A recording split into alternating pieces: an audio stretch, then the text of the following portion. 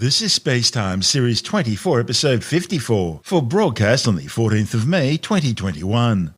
Coming up on SpaceTime, a key test for the new Lunar Gateway space station, Stratolaunch undertakes its second test flight, and new warnings from Germany and Sweden about Iran's growing nuclear ambitions.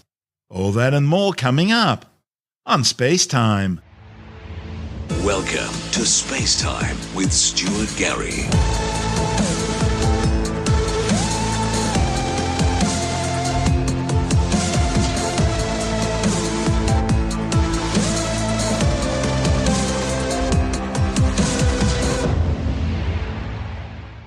NASA's new Lunar Gateway space station has passed a key hot fire test of the main thrusters on its power and propulsion element module.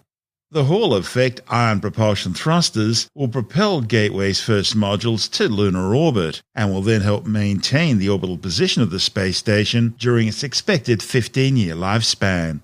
Gateway will act as a staging post for manned missions to the lunar surface and eventually onto Mars. The plan calls for the first two modules, the PPE or Power and Propulsion Element module and the HALO or Habitation and Logistics Outpost module to be launched together aboard a Falcon Heavy rocket in May 2024 and positioned in time for the Artemis 3 mission, which will return humans to the lunar surface.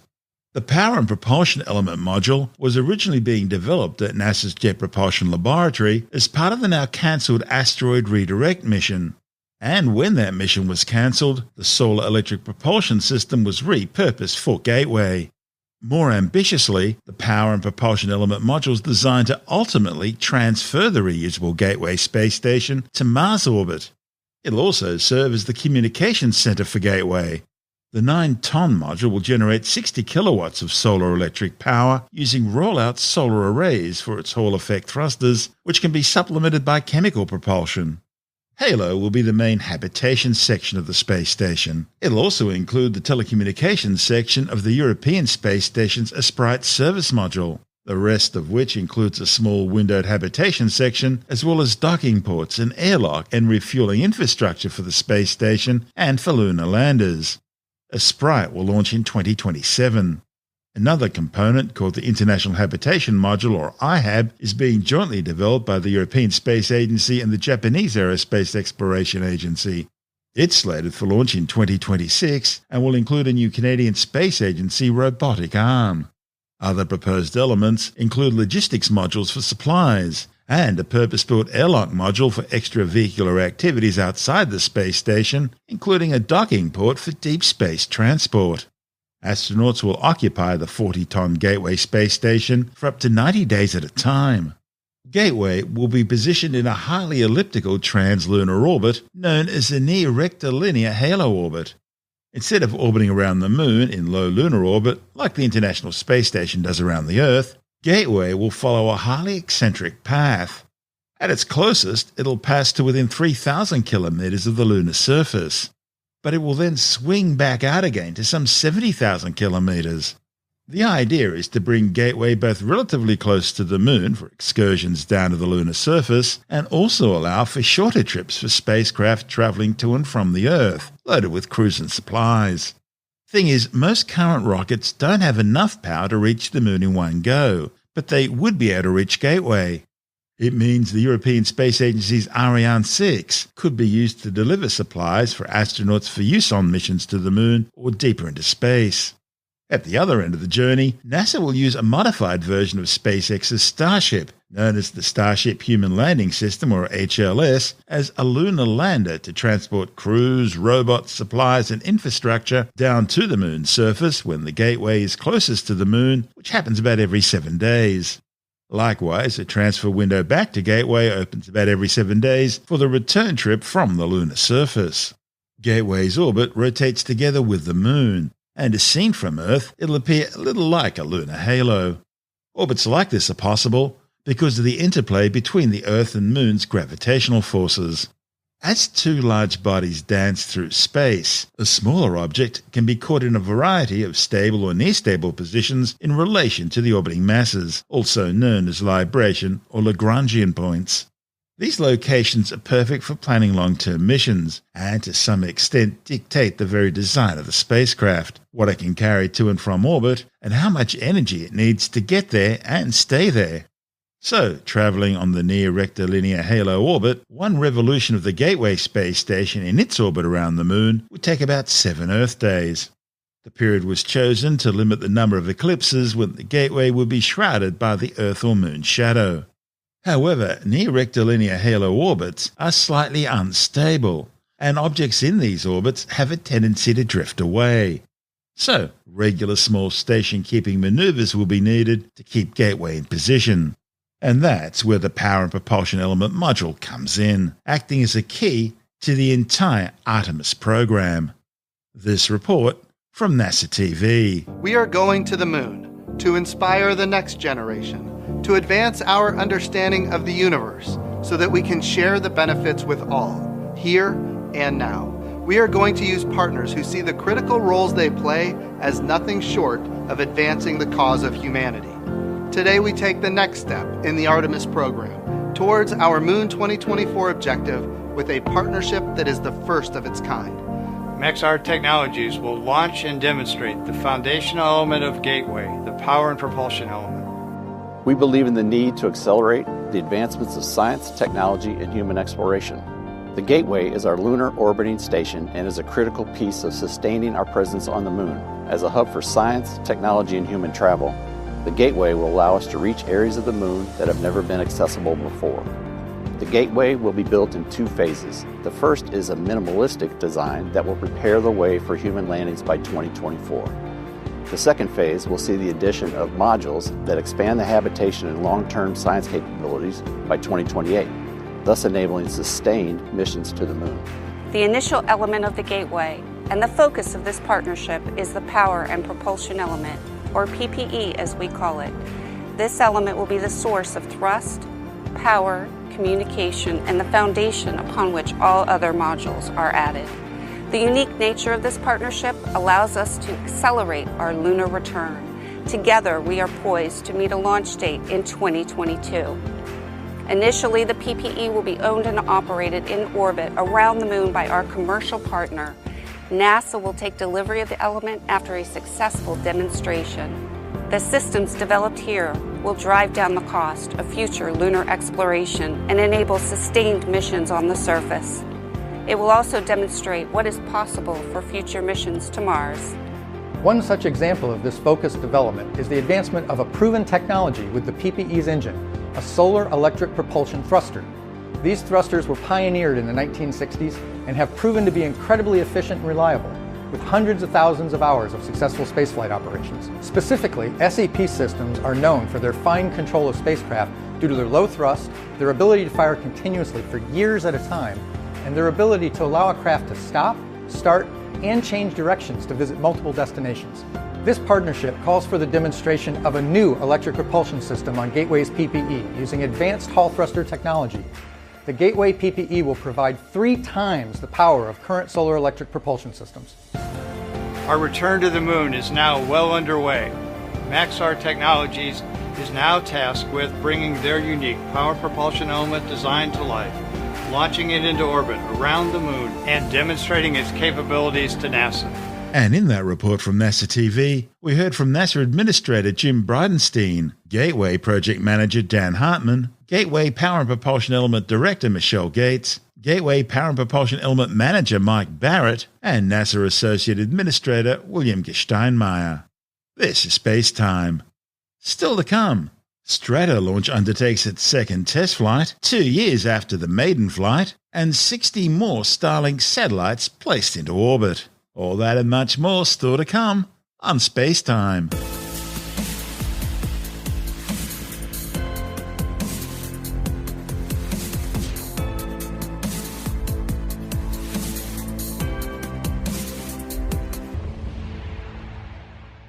The Stratolaunch mothership has finally undertaken a second test flight, 2 years after the maiden flight first sent the giant twin fuselage 6-engine plane into the skies. The flight took off from Stratolaunch's base in California's Mojave Desert. The giant aircraft, second only in size to the Antonov AN-225 Maria, is designed to drop-launch orbital rockets weighing up to 250 tons from high altitude. Built by Burt Rutan's Scaled Composites, in a specially constructed hangar at the Mojave Air and Spaceport in California, the aircraft rolled out in 2017. Its stunning design is a supersized version of Scaled Composites' Virgin Galactic White Knight II mothership, used to launch the company's Spaceship Two winged spaceplane. Stratolaunch is powered by 6 Pratt & Whitney PW4056 engines positioned on pylons outboard of each fuselage. Many of the aircraft's systems have been adopted from the Boeing 747-400, including the engines, avionics, flight deck and landing gear. It has a maximum takeoff weight of 590 tons off a 3.7-kilometre long runway and a wingspan of 117 metres, even greater than the 68-metre wingspan used by the famous Howard Hughes H-4 flying boat, the Spruce Goose. Stratolaunch first flew on April 13, 2019, reaching an altitude of 5,200 metres or 17,000 feet and a speed of 305 kilometres per hour during its 2-hour and 29-minute flight from the Mojave Desert Air and Spaceport. The future of Stratolaunch had been in doubt ever since the death of the company's founder Paul Allen back in October 2018. The new test is part of a push by the company's new owners to market the 340-ton aircraft to launch hypersonic vehicles. They say it could also be used to air-launch up to 3 orbital Pegasus XL rockets at a time, or the Sierra Nevada Dream Chaser orbital spaceplane. This is SpaceTime. Still to come, 60 more Starlink satellites placed into orbit, and German and Swedish intelligence agencies warn of the growing efforts by Iran to obtain the technology needed to develop nuclear weapons. All that and more still to come on SpaceTime.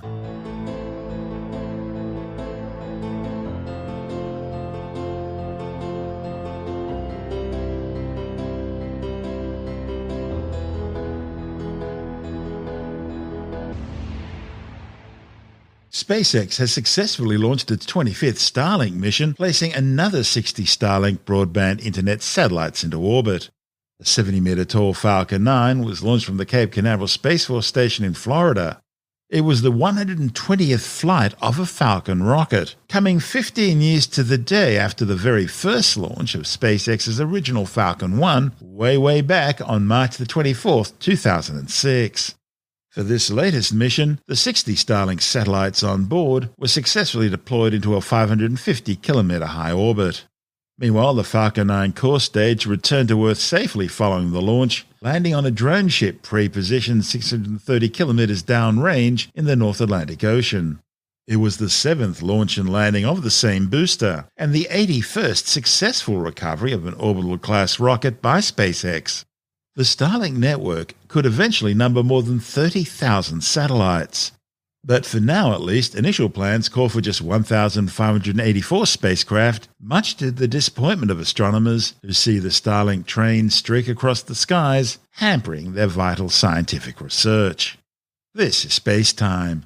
Still to come, German and Swedish intelligence agencies warn of growing efforts by Iran to obtain nuclear weapons technology. And later in the science report, a new study warns that sleeping less than 6 hours a night could put you at a higher risk of dementia. All that and much more still to come on SpaceTime.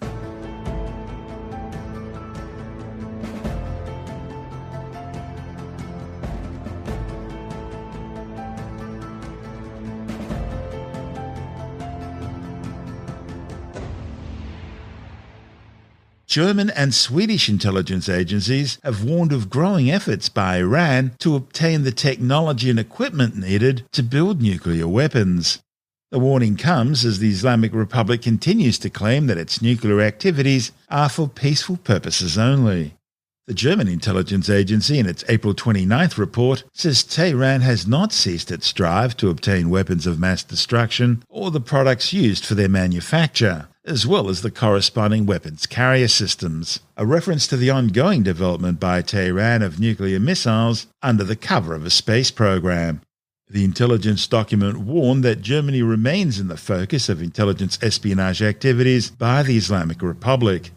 It also found there were some 1,050 known members of the Iranian-sponsored Hezbollah terrorist organization living in Germany.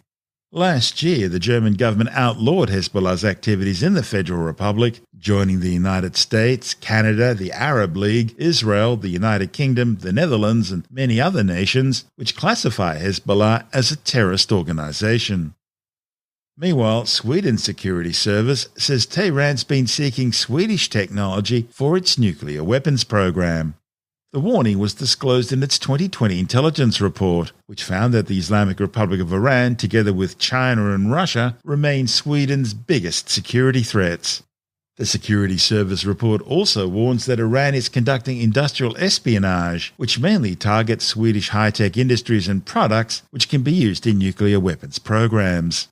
It says Iran is investing heavy resources in this area, and some of those resources are targeting Sweden. The Swedish and German intelligence documents come in the wake of recent warnings by the United Nations that Iran is continuing to push forward with its nuclear activities, highlighted by the startup of a cascade of 164 IR-6 centrifuges and 2 cascades, including 30 IR-5s and 30 IR-6S centrifuges. Centrifuges are key to enriching uranium by rapidly spinning uranium hexafluoride gas, thereby separating out the fissile uranium-235 from the non-fissile uranium-238. The move is the latest breach of Tehran's 2015 Vienna Nuclear Non-Proliferation Treaty designed to prevent Iran from developing nuclear weapons. Under the 2015 deal, Iran agreed to only use IR-1 centrifuges for uranium enrichment, all it needs for its nuclear power stations. But it did allow Iran to have a limited number of IR-4 and IR-5 devices purely for testing. The International Atomic Energy Agency is concerned that Iran's stockpile of enriched uranium is now more than 14 times over the limit it agreed to under the Vienna Treaty. The nuclear watchdog says that as of February the 16th this year, Iran's total enriched uranium stockpile stood at 2,967.8 kilograms. The limit Tehran agreed to was 300 kilos. There are also concerns about Iran continuing to restrict nuclear weapons inspectors from accessing suspected nuclear sites. It's still not explained the presence of nuclear material at one undeclared site, or explained what happened to a missing metal disk of uranium, whose only use is in a thermonuclear bomb. In fact, producing or acquiring plutonium or uranium metals or their alloys is yet another violation of the 2015 nuclear accord agreed to by Tehran. The latest estimates suggest Iran now has enough enriched uranium for at least 2 nuclear weapons. And it continues to develop and test its nuclear missile delivery system under the guise of a space program. Tehran's developing long-range nuclear missiles in collaboration with North Korea, which also developed its nuclear missiles under the cover of being a space program. In February, Iran successfully launched its Zolzyar-1 rocket on a suborbital flight. The interesting thing is, the rocket, which uses solid fuel first and second stages together with a small liquid fuel vernier engine kick stage, was designed to be flown not from a conventional launch pad, but from an Army mobile launcher, a system normally exclusively used for strategic weapons, and one described by the Iranian Defense Ministry as providing special capabilities. That flight was yet another breach of Tehran's nuclear weapons ban treaty, which prohibits the Islamic Republic from developing missiles capable of carrying nuclear warheads. And it follows tests by Tehran of multiple independently targeted re-entry vehicle warheads, known as MIRVs, which are used by missiles carrying multiple thermonuclear warheads. There are also concerns by the International Atomic Energy Agency over the Islamic Republic's research into various fusing, arming, and firing systems designed to make its missiles more capable of readily delivering a nuclear warhead. This is SpaceTime.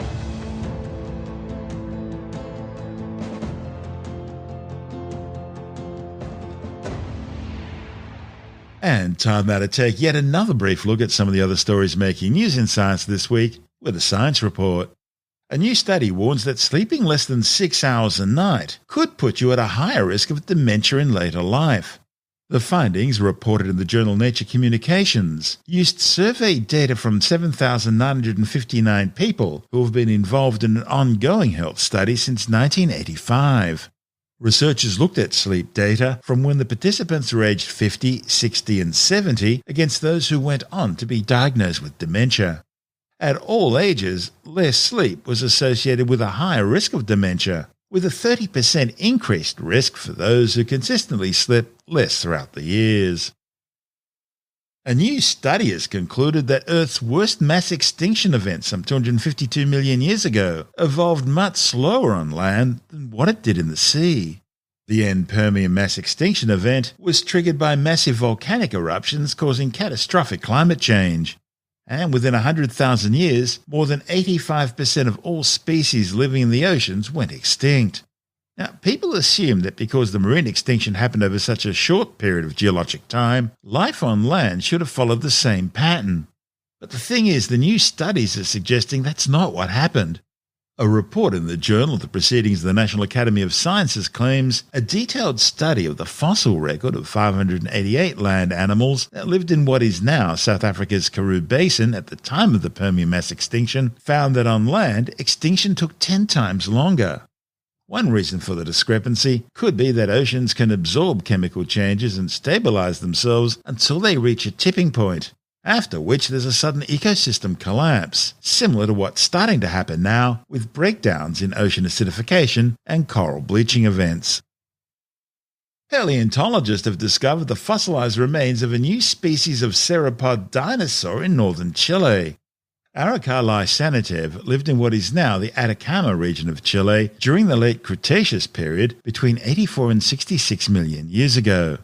A report in the journal Cretaceous Research says the partial skeleton, which includes fossilized cervical and dorsal vertebra, as well as humerus, femur and lower spine, are from a subadult about 6.3 meters or 22 feet long. It's the most complete sauropod dinosaur ever recorded in Chile or the South Pacific margin of South America. Sauropods were large herbivorous dinosaurs with elephant-like bodies and legs, a long neck and small head at one end, and a long tail at the other. A new book by environmental scientist Shana Swan claims human penises are shrinking and becoming malformed because of pollution. Swan says the cause of the shrinkage is the presence of phthalate esters commonly found in manufactured plastics which impact human genitals by altering the hormone-producing endocrine system, and as a consequence has led to more males being born with small penises. Swan's findings are based on multiple peer-reviewed studies, including one which found sperm levels among males in Western countries had dropped by more than 50% over the past 4 decades. There's growing outrage in the United Kingdom following the release of new guidelines recommending acupuncture as part of a regimen for dealing with chronic pain. Acupuncture was developed in a time long before science-based medicine and before anything significant was understood about biology, the normal functioning of the human body, or disease pathology. One of the big problems with acupuncture is that it lacks any plausible scientific mechanism to work. That's because there are no life energy meridians for it to work through, and so there is no qi to require balance and flow. There is a great deal of literature on the clinical effects of acupuncture, and almost all of it's negative, with scientifically controlled clinical trials showing that acupuncture simply does not work. Mind you, a lot of people are surprised at that finding, probably because the media tends to cherry-pick apparent positive studies and tends to uncritically publish press releases by those promoting acupuncture. Tim Mendham from Australian Skeptics says the British decision to recommend acupuncture has been criticised.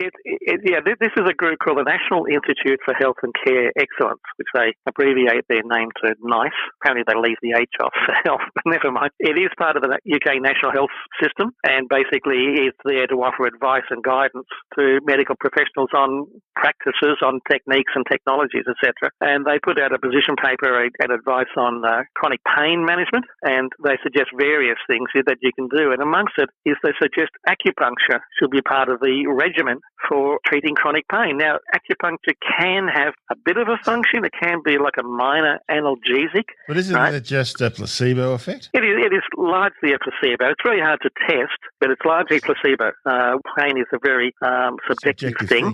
And measuring pain is a subjective, but it has been suggested there is some small potential use in that. There is sham acupuncture, which is supposedly sticking the needles in places where they're not supposed to be, the meridians, the energy lines. But then if the energy lines don't really exist, it's all sham acupuncture. So it doesn't make a lot of difference. Yeah. But the whole concept of acupuncture about meridian lines which travel through your body and you can tap into the energy flows along these lines is ridiculous. It's not there. So therefore you have to think, why is there a mild analgesic? It might be placebo. It might actually be just sticking pins in your body might make people feel nice. So being skewered by a metal or wooden spike, I don't know if that would make me feel nice. It would certainly make me forget about any other pain I was having. Well, it's not quite a wooden stake through the heart, right? But I know. But the trouble is that the underlying philosophy behind acupuncture is just not correct. It's just based on these energy flows and they don't exist. Yeah, maybe it's just triggering some sort of natural body reaction because the body's being attacked. In any case, whether there is a mild analgesic or not, incorporating it into a chronic pain treatment is probably ill-advised. It also can be dangerous. There are cases of people, there's one case I was reading about recently where a woman's heart was punctured because the needle was put in far enough and it bypassed the bones that are in the way, the sternum or whatever, the ribs that are in the way of the heart. It went straight through and pierced their heart and they died. So, I mean, just sticking in needles is not a simple a technique. They can be dirty needles, of course, that are not properly sterilised. Strictly speaking, if you're going to be using needles, you want to throw them away after every time they're used. Well, I'm sure a lot of acupuncturists don't do that. So there's a whole lot of issues. So this, from an authoritative body in the UK, to suggest that acupuncture should be part of a regimen to treat chronic pain is just ridiculous, and it has been heavily criticised for suggesting this. That's Tim Mendham from Australian Skeptics.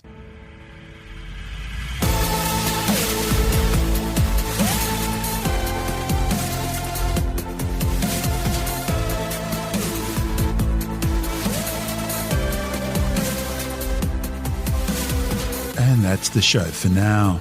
SpaceTime is available every Monday, Wednesday and Friday through Apple Podcasts, iTunes, Stitcher, Google Podcast, Pocket Casts, Spotify, Acast, Amazon Music, Bytes.com, SoundCloud, YouTube, your favourite podcast download provider, and from spacetimewithstuartgary.com. SpaceTime's also broadcast through the National Science Foundation on Science Zone Radio and on both iHeartRadio and TuneIn Radio. And you can help to support our show by visiting the SpaceTime store for a range of promotional merchandising goodies, or by becoming a SpaceTime patron, which gives you access to triple-episode commercial-free versions of the show, as well as lots of bonus audio content which doesn't go to air, access to our exclusive Facebook group, and other rewards. Just go to spacetimewithstuartgary.com for full details. And if you want more SpaceTime, please check out our blog, where you'll find all the stuff we couldn't fit in the show, as well as heaps of images, news stories, loads of videos, and things on the web I find interesting or amusing. Just go to spacetimewithstuartgary.tumblr.com. That's all one word, and that's Tumblr without the E. You can also follow us through @StuartGary on Twitter, @SpaceTimeWithStuartGary on Instagram, through our SpaceTime YouTube channel, and on Facebook, just go to facebook.com/SpaceTime with Stuart Gary. And SpaceTime is brought to you in collaboration with Australian Sky and Telescope magazine, your window on the universe. You've been listening to SpaceTime with Stuart Gary. This has been another quality podcast production from Bytes.com.